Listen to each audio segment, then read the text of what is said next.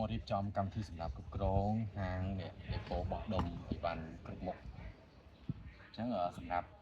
ការកម្មវិធីនេះគឺងាយស្រួលមែនតើសម្រាប់យើងគិតលុយនេះយើងមានជាម៉ាស៊ីន print barcode ម៉ាស៊ីន print វិក័យប័ណ្ណប្រដាប់បាញ់ barcode ហើយនឹងកម្មវិធី Borei Technology ហ្នឹងគេដាក់លុយអាហ្នឹងគឺងាយមែនតើគឺយើងបាញ់គ្រាន់តែបាញ់ barcode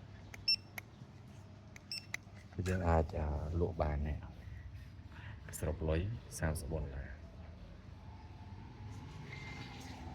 ញ្ចឹងយើងបង់ប្រាក់តាម ABA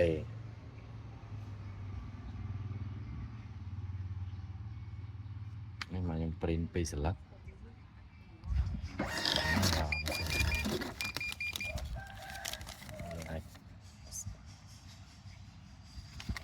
បាទចឹងសម្រាប់បងប្អូនដែលចង់បានកម្មវិធីសម្រាប់គ្រប់គ្រងចំណូលគ្រប់គ្រងចំណាយគ្រប់គ្រងស្តុកឲ្យបានច្រើនបែបនេះគឺអាចទាក់ទងមកក្រុមការងារខ្ញុំបាន